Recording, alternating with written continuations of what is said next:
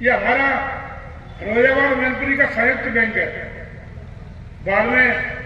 जिले के विभाजन के बाद अलग अलग डिस्ट्रिक्ट कोऑपरेटिव फिरोजाबाद बन गया, लेकिन ये मूल रूप से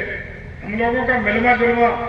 बैंक है, जिसमें हमारी सिकाबाद तहसील, जफराना तहसील, ये तहसील भी उससे समाहित रही है। और हम लोगों को इसलिए इस बैंक से आत्मीय लगाव है, आत्मीयता है, क्योंकि ये बैंक बहुत पुरानी बैंक है और जिसको लगातार इस वट वृक्ष के रूप में बढ़ता फलता फूलता देखने में हम लोगों को भी खुशी होती है। आज आपके प्रयास से माननीय मंत्री जी, ब्याज मुक्त ऋण जो 10-10 लाख रुपए अभी आपने इसी सप्लीमेंट्री के बेच में हर प्राइमरी कोऑपरेटिव सोसाइटी को दिलाने का काम किया है, वो निश्चित रूप से बहुत ही सफल प्रयास है। लेकिन ईमानदारी से सफल प्रयास तभी सफल हो सकता है जब आप पारदर्शिता और ईमानदारी गुणवत्ता हो। अन्यथा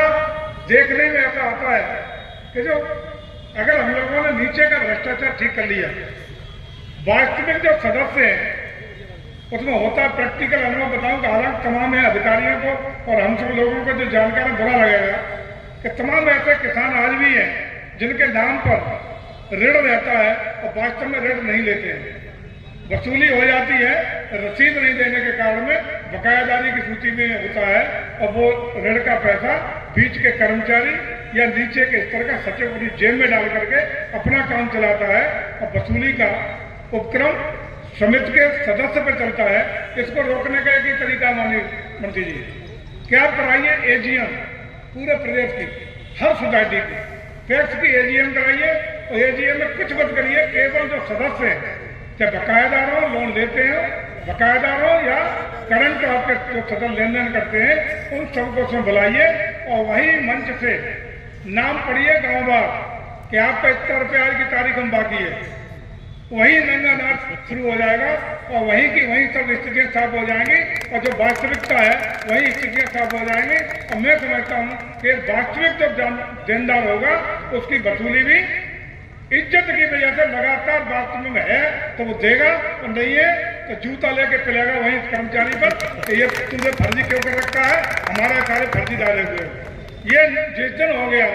धरातल का वेरिफिकेशन, आपका सहकारिता का आंदोलन आज से 4 गुना तेजी पकड़ने का काम अपने आप हो जाएगा। पहले ये समस्या समाधान जमीन पे आप करा दो, अपने आप आपकी गाड़ी 180 की स्पीड से दौड़ना शुरू हो जाएगी। दूसरा, आपने सोसाइटियां काम कर रही हैं, हमने भी माननीय मुख्यमंत्री कई बार कहा है, जब जब योजनाएं तक कृषि किया है अन्य आदत तब मैं भी मेरा कैबिनेट में माननीय मुख्यमंत्री उड़ा देता हूँ कि सहकारिता आंदोलन ऐसा आंदोलन है जो आम किसान तक मजदूर तक जुड़ा हुआ आंदोलन है। एक एक गांव में एक एक मजरे तक हमारी पकड़ है सहकारिता की। तो जो भी कृषि का योजनाएं आती हैं, चाहे अनुदान की हो, सब्सिडी पर बीज देने की हो, सब्सिडी पर खाद देने की हो, अन्य अन्य योजना हो, इन योजनाओं को सीधा का सीधा सहकारिता से जोड़ने का काम हो जाएगा। उसी दिन कृषि के घोटाले बंद हो जाएंगे और सहकारिता अपने मल्टी बिजनेस, हमारा जो पैक्स की सोसाइटी है उस पर जो अकेला खाद बांट दिया और फ्री, यही तो है, आजकल कोई काम ही नहीं है, तो उस पर जब तक मल्टीपर्पज उपयोग उन सोसाइटियों का नहीं होगा तब तक आपके जो वहाँ कर्मचारी हैं, आपके जो कैडर सचिव है, गैर कैडर सचिव है, उनको वेतन भी कम से कम मिलता है, कभी नहीं मिलता है, क्योंकि मैनेजमेंट का एक सिस्टम है कि मैनेजमेंट बेहद कर सकते हैं, उससे ऊपर नहीं जा सकते हैं। तो आप मल्टी बिजनेस आय के साधन बनाने के लिए, चाहे हमारी कंट्रोल की दुकान हो,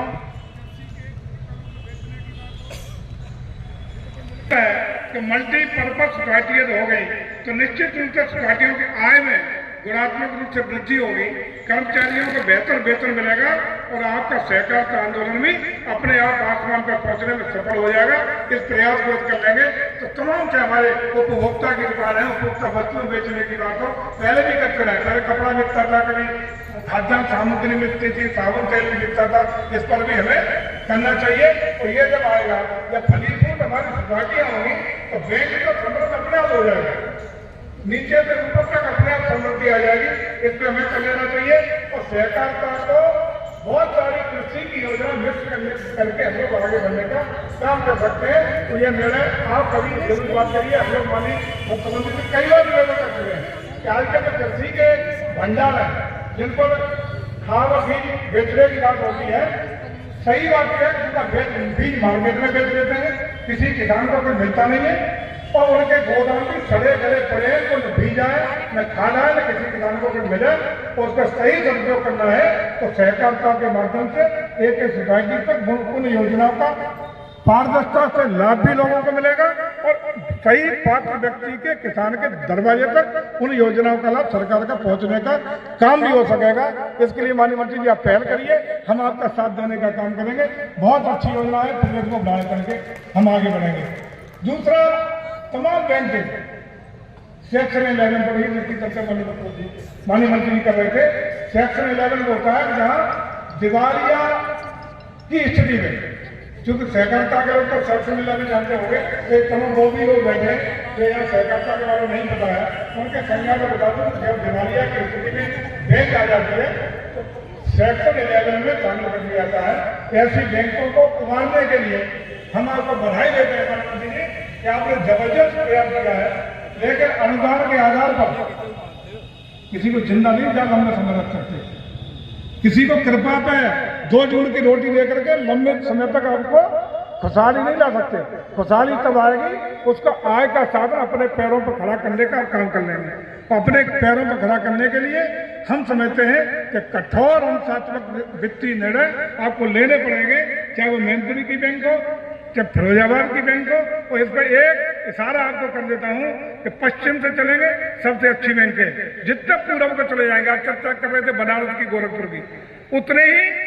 निम्नतम स्थिति में बर्बाद बैंक है, सब बेईमानी भ्रष्टाचार की भैंस चढ़ गई है। इसलिए इन बैंकों पर कठोर प्रशासनिक अनुशासनात्मक कार्रवाई, फालतू पैसे की बर्बादी रुकनी चाहिए, भ्रष्टाचार रुकना चाहिए। इसके लिए जरूरी है पारदर्शिता और ईमानदारी के साथ कंप्यूटराइजेशन, ऑनलाइन जब नीचे से होके आ जाए उसके कंप्यूटराइजेशन करके ऊपर तक कर ले जाएंगे तो ऐसा कोई कारण नहीं। ब्याज में कभी घाटा होता है क्या? ब्याज में कभी घाटा होता है? सूखा हो चाहे गीला हो चाहे बाढ़ हो, ब्याज तो मिल रही है। और ये बैंक या सोसाइटी ब्याज का काम कर रही है, घाटा का होना ही नहीं चाहिए, लेकिन फिर भी घाटा होता है। इसका मतलब कहीं ना कहीं लीकेज है और वो लीकेज खत्म करने का काम कठोर वित्तीय अनुशासन दे करके आपको करना पड़ेगा। और ज्यादा को डिटेल में हो तो हम आप बैठ लेंगे तो बता भी दें कहाँ होता है ईमानदारी से, क्योंकि 99 से लेकर के 2024 तक 23 और 24 आने वाली है। लगातार हम लोग तो 3 बार मैं डिस्ट्रिक्ट कोऑपरेटिव बैंक का चेयरमैन, 2 बार पत्नी और 2 बार दूसरी बार आपने बेटे को बनाने का काम किया है। 25 साल से हम लोग हैं, तो तमाम चीज़ों को हम लोग समझ सकते हैं कि कहाँ पे लीकेज है, उन लीकेजों को दूर कर लेंगे तो बहुत ज़्यादा वित्तीय, हालांकि आप बहुत प्रयास कर रहे हैं, माननीय मंत्री का अथक प्रयास है कि RBI से, अन्य नाबार्ड से, अन्य संस्थाओं से तमाम वित्तीय मदद और सरकार की मदद प्रदेश के कोऑपरेटिव के आंदोलन को गति देने के लिए कर रहे हैं। इसके लिए बधाई के पात्र हैं, लेकिन उस आंदोलन को आगे गति स्थायी रूप से देने के लिए, अपने पैरों पर खड़े करने के लिए निश्चित रूप से वित्तीय कड़े निर्णय आपको लेने पड़ेंगे और लेने चाहिए, ताकि स्थायी रूप से हम लोग सर्वाइव कर सके, ताकतवर बन सके। प्रदेश में हमारा सहकारिता आंदोलन बहुत ही वित्तीय मजबूती के साथ खड़ा हो सके। मैं पुनः केवल एक आपसे और अर्ज करूंगा, पश्चिम की बैंकों का एक देख लो, मेरठ करोड़ों रुपये लाभ कमा रही है, पश्चिम में लाभ क्यों और पूरब में कबाड़ा क्यों? कहीं ना कहीं तो कुछ है ही, और मध्य में वो स्थिति मध्य में होनी चाहिए। इस पर भी कहीं ना कहीं आप चिंता कर लेंगे। कोई लंबी चौड़ी तकरीर नहीं, मैं बधाई देना चाहता हूँ अपने डिस्ट्रिक्ट कोऑपरेटिव बैंक के चेयरमैन साहब को और उनके पूरे संचालक मंडल को, जिन्होंने आज ये सफल कार्यक्रम कराया। लेकिन एक सुझाव के साथ, बहुत बुरा सुझाव है कि अच्छा होता और भविष्य में आप चिंता कर लें कि यहाँ हर प्राइमरी कोऑपरेटिव सोसाइटी के जो डेलीगेट अपेक्षित होते हैं, जो डिस्ट्रिक्ट कोऑपरेटिव बैंक के डेलीगेट्स का ही AGM होता है, उनको व्यापक उपस्थिति यहाँ होनी चाहिए थी। और आइंदा भविष्य में आप तो अध्यक्ष जी तो हमारे चुने हुए, इनको क्या लेना देना, ये जिम्मेदारी है हमारे GM साहब की। ये सुनिश्चित करें कि हर डिस्ट्रिक्ट कोऑपरेटिव बैंक के AGM में उन लोगों को जरूर शामिल करें जो प्राइमरी कोऑपरेटिव बैंक से लेकर के यहाँ तक के आपके सदस्य हैं, डेलीगेट्स हैं, उनको जरूर बुलाएं। वो मुझे संख्या कम दिख रही है, हमारे पार्टी के लोगों की संख्या ज़्यादा दिख रही है, उस पर भी थोड़ी आप चिंता कर लेंगे। मैं पुनः आपको बधाई देता हूँ, शुभकामना देता हूँ कि मैनपुरी डिस्ट्रिक्ट कोऑपरेटिव बैंक निरंतर ऊंचाइयों को छूने का काम करे, इसमें हम सब भी गौरवान्वित महसूस करें। ये बैंक एक ऐसी बैंक बने जिसका लोग अनुसरण कर सकें, लगातार लाभ की बैंक बने। घाटा तो होता कहेगा, ब्याज में कहेगा घाटा है, इस बैंक को लगातार ऊंचाइयों पर ले जाएंगे। और मैं समझता हूँ कि आदरणीय चेयरमैन साहब का दूसरा कार्यकाल है, पहले कार्यकाल का अनुभव का लाभ लेते हुए इस बैंक को नई ऊंचाइयों पर ले जाने के लिए आदरणीय मंत्री जी के मार्गदर्शन में निश्चित रूप से सफल होंगे। इसी आशा विश्वास के साथ आप सब लोगों का हृदय से अभिनंदन, वंदन और स्वागत करते हुए और सफल एजीएम का बहुत बहुत बधाई देते हुए और सभी उपस्थित मंच का भी प्रणाम और नमन करते हुए और विशेष रूप से माननीय मंत्री जी को कि वो मैनपुरी की धरती पर पधारे और हम सबका मार्गदर्शन किया, सहकार कानूनों को कर देने के लिए उनको लगातार प्रदेश के प्रयास के लिए लगातार प्रयास कर रहे हैं। उसके लिए उनको पुनः एक बार साधुवाद देता हूँ, बधाई देता हूँ और प्रयास और मैं समझता हूँ मुझे विश्वास है कि आने वाले इन 5 सालों में सहकार का आंदोलन को आदरणीय राघव साहब के नेतृत्व में नई दशा जैसा विश्वास व्यक्त करते हुए आप सबको नमन और प्रणाम करते हुए बहुत बहुत धन्यवाद देते हुए भारत माता की भारत